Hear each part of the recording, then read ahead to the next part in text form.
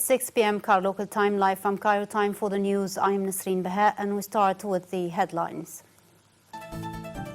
President Sisi meets Sudan's foreign minister on bilateral ties and Renaissance Dam. The WHO says new global COVID-19 infections rose for the first time in 7 weeks. Egypt strongly condemns Houthi militia's missile attacks on Saudi Arabia.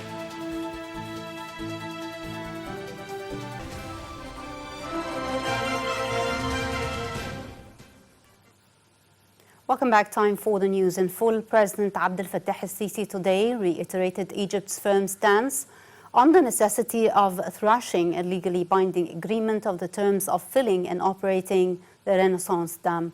The president made these remarks as he met Sudanese Foreign Minister Mariam al-Mahdi, where he asserted Egypt's continued support to its neighbor in light of the strategic ties binding both countries. He also affirmed Egypt's backing for stepped-up efforts towards regaining Sudanese security and stability during its transitional period. The Sudanese guest echoed the president's notes, saying that she is looking forward to boost bilateral ties and cooperation, expressing deep appreciation for Egypt's continued support for her country.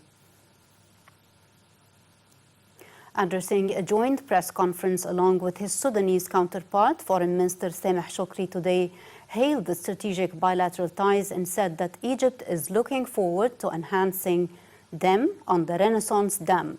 Shoukry stressed the necessity of striking a fair, balanced agreement protecting the rights of the three countries with no grave damage to Egypt and Sudan. Meanwhile, Sudan's top diplomat warned against the dangers posed by the dam on her country and in Egypt as well. She noted that Egypt and Sudan agree on the significance of taking an immediate African diplomatic action to brief the international community on such dangers.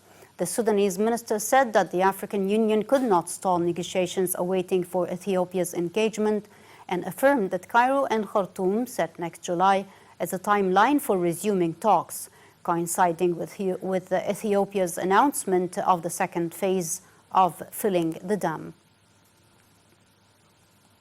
Egypt and Sudan today called on Ethiopia to show good intentions by engaging in negotiations on the Renaissance Dam. The note came in a joint communique issued at the conclusion of a meeting between both foreign ministers. The diplomats reiterated the importance of hammering out a legally binding agreement on the terms of filling and operating the dam in a way which serves the interests of the three nations and preserves the water rights of the two downstream countries. They also expressed appreciation to the African Union efforts under Congo's presidency in pushing forward the course of the dam's negotiations. The two parties also voiced concern that any unilateral move by Ethiopia during the second phase of the dam's filling will impose a direct threat to Egypt and Sudan's water security. They affirmed their support for a Sudanese proposal on upgrading the negotiations mechanism to comprise the African and European Unions, the United Nations, and the United States as mediators.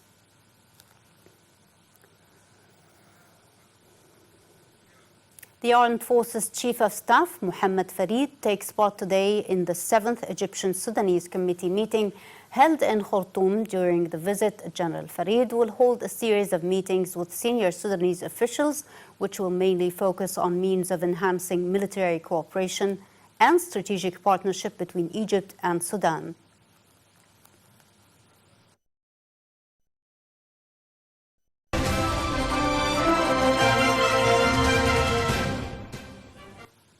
President Abdel Fattah el-Sisi met today Prime Minister Mustafa Madbouli and State Minister for Military Production. The meeting reviewed stepped-up efforts for upgrading the military production factories and companies, with the President urging developing them given the importance Egypt attaches to the military defense and industries field. President el-Sisi also urged enhancing cooperation and exchanging expertise in the field deemed of special importance to Egypt's national security. Prime Minister Mustafa Madbouli today reviewed a report by Minister of Education and Vocational Training Tariq Shawqi on the progress of work at some development projects carried out by his ministry in North and South Sinai. The Prime Minister urged developing the education sector across the country being a top priority for President Abdel Fattah al-Sisi and the government, which will help provide the human resources qualified to cope with the development process across the nation. Madbouli instructed the Education Minister to focus on vocational training nationwide and in Sinai, in particular paying land of a great potential for the establishment of development projects. Activities of the second Aswan Forum for Peace and Sustainable Development resumed today. The forum kicked off yesterday with the participation of President Abdel Fattah al-Sisi and was held virtually amid the coronavirus pandemic. It was entitled Forming the New Nature in Africa Through Stronger Recovery and Better Reconstruction, with the participation of African heads of state and experts. The forum's second day witnesses holding 3 sessions on means of developing the women's agenda, preserving peace and security in the continent during and after the pandemic, activating a structural preventive mechanism in Africa, and securing a quick economic recovery towards structural transformation in Africa. Egypt's coronavirus cured cases rose to 141,347 people after 455 more patients left quarantine hospitals yesterday. Reviewing the daily tally on the virus casualties in Egypt, the health ministry reported 586 new cases and 48 new deaths. The figure brings the total number of confirmed infections to 183,010, including the mentioned recoveries and fatalities of 107,036. The World Health Organization said today that about 237 million doses of AstraZeneca's COVID-19 vaccine are expected to be delivered to 142 countries by the end of May.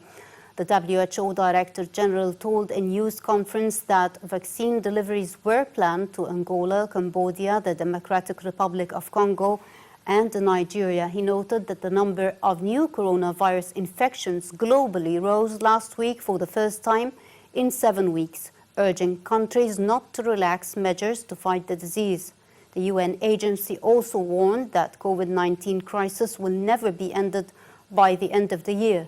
However, it affirmed that the virus remains in control, especially given that global new case numbers increased last week after 6 consecutive weeks of decline.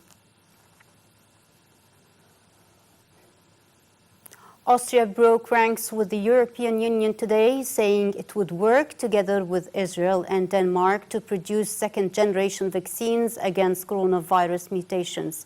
The announcement is a rebuke to the EU's joint vaccine procurement program, which has been criticized for being slow to agree deals with manufacturers.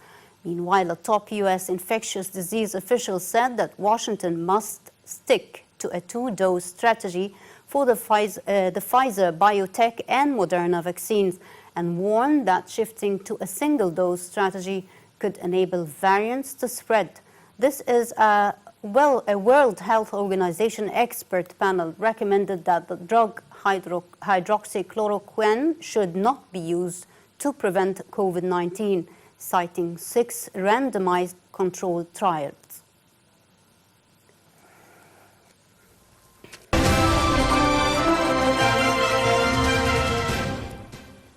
Egypt strongly condemned today Houthi militias' missile attacks on Saudi Arabia. Earlier, Saudi Arabia's civil defense said a military projectile launched by Yemen's Houthis fell in Jazan region on the border with Yemen and injured 5 civilians. The injured were transferred to the hospital with medium injuries, while 2 houses, 3 cars, and a grocery shop were affected.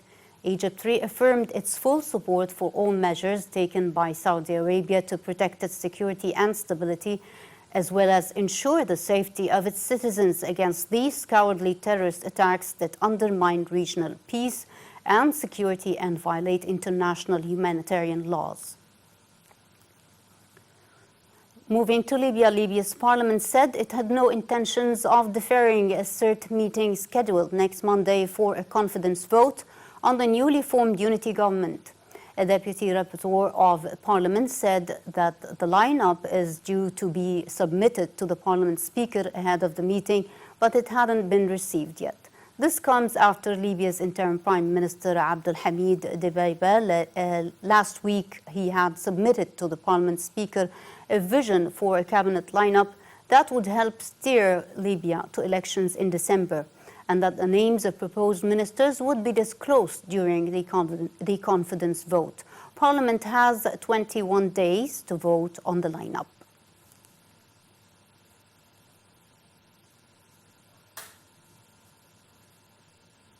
Russian Foreign Minister Sergei Lavrov said today that Moscow would respond in kind to any new U.S. sanctions over the treatment of jailed Kremlin critic Alexei Navalny. Two U.S. sources familiar with the matter have said that the United States is likely to impose sanctions to punish Russia for the poisoning of Navalny. The Kremlin has denied any role in Navalny's illness last year and said it had seen no proof he was poisoned. Iran warned today against a potential resolution at the United Nations nuclear watchdog condemning its suspension of some nuclear inspections, but stressed it remains committed to diplomacy. This came amid reports that Britain, France, and Germany, the three European members of the 2015 Iran nuclear deal, will put forward the resolution during this week's meeting of the International Atomic Energy Agency's Board of Governors. Iran has earlier dismissed a European offer for an informal meeting involving the US on the deal, saying the time is not right as Washington has failed to lift sanctions. However, the United States said it remained ready to re-engage in meaningful diplomacy and would consult with the other major powers to seek a way forward. Myanmar security forces fired live rounds and tear gas at protesters again today, leaving at least 3 people critically injured as regional powers met to pressure the junta over its deadly crackdown. More details with this report. Myanmar has seen weeks of mass protests demanding the military release civilian leader Aung San Suu Kyi, who was detained in later February the first coup. Authorities have in response steadily stepped up their use of force, using tear gas, water cannon, rubber bullets, and increasingly live rounds. Sunday was the bloodiest day since the February 1st military takeover, with the UN saying that at least 18 protesters were killed across the country. Another rally turned violent in the northwestern town of Kael on Tuesday when security forces opened fire on protesters. The bloodshed came the same day as the funeral was held in the commercial capital of Yangon for a 23-year-old student who died Sunday. Protests also continued in several different neighborhoods of Yangon on Tuesday, with demonstrations wearing hard hats and wielding improvised homemade shields. More than 1,200 people have been arrested, charged, and sentenced since the coup, according to the Assistant Association for Political Prisoners monitoring group, of which some 900 are still behind bars. The unrest continued as foreign ministers from the 10-member Association of Southeast Asian National Bloc were due to meet virtually, including a Myanmar representative. Ahead of the meeting, some regional powers broke with diplomatic traditions and issued unusually harsh rebukes to Myanmar's junta. Singapore's Prime Minister Lee called Myanmar's return to military rule an enormous tragic step. While no joint statement has been released yet, the Malaysian Foreign Minister called for the prompt and unconditional release of detained political leaders in Myanmar.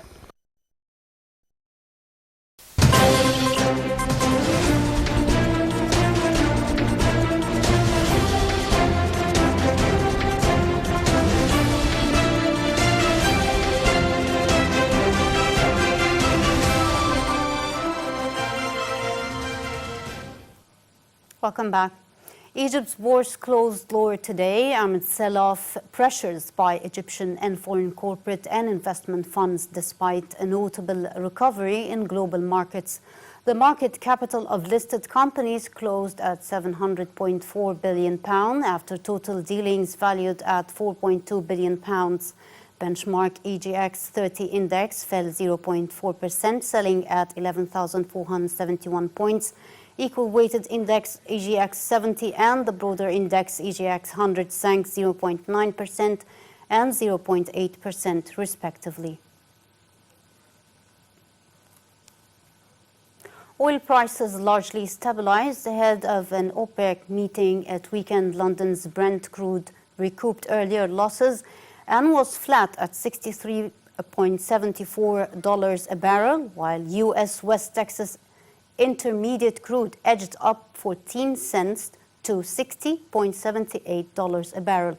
The crude slid more than 1% as expectations that the OPEC would agree to raise oil supply weighed on sentiment already hit by concerns over slowing Chinese demand. And that ends the news for now. Thank you for watching and stay for more coming up.